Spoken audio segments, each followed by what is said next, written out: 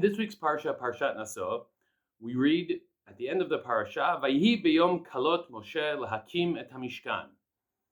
On the day that Moshe completed establishing the Mishkan, and we read how the 12 Nisi'im, the princes of the tribes, each day offer identical korbanot, somewhat of a repetitive reading of the Parasha, and we read about the completion of the building of the Mishkan. Now, the completion of the building of the Mishkan actually takes place 3 times in the Torah. We read about it at the end of Sefer Shmot. We read about it again in the middle of Sefer Vayikra. We read about the 8th day of, after the 7 days of Miluim, the 8th day, Aaron brings a whole set of korbanot, and God brings down his the fire, and the Shekhinah is revealed to Bnei Israel, along with the death of Nadav Avihu. And yet again here in Sefer Bamidbar, we read a 3rd time about the completion of the establishment of the Mishkan. What's the need to have these 3 appearances of the same date, the same event of the establishment of the Mishkan? This question will ultimately lead us to an understanding that the Mishkan has multiple purposes, and each of the purposes is coming across in the different experiences and the different descriptions of the event.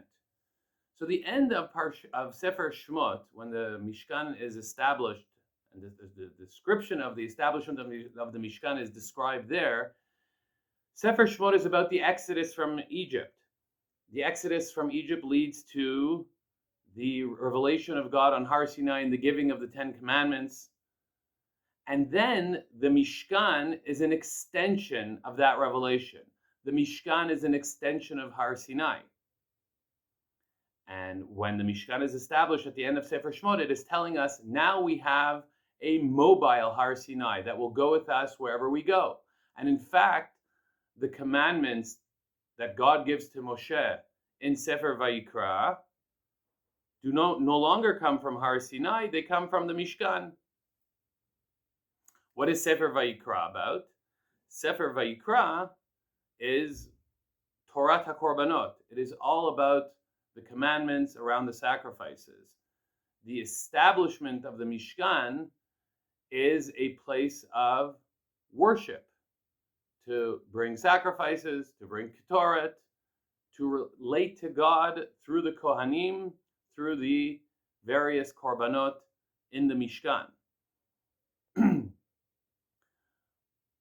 Suddenly, Sefer Bamidbar opens the Mishkan to all of Am Yisrael, because Sefer Bamidbar begins and describes at length where do Bnei Israel sit around the Mishkan? Where do they camp around the Mishkan? Who's in the north? Who's in the south? Who's in the west? Who's in the east? And each tribe has a place around the Mishkan. Not only does each tribe have a place around the Mishkan, but as we will read in Parashat Naso, each Nasi, each prince, will offer a korban to establish the Mishkan. The Mishkan opens to us as a place for Moshe to meet God, to continue the revelation of Har Sinai, Sefer Shmot. The Mishkan expands in Sefer Vayikra to a place of korbanot, where the Kohanim are in the center, and Am Yisrael worship through those Kohanim.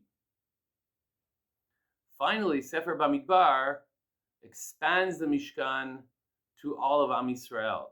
It is the center, the epicenter of the camp.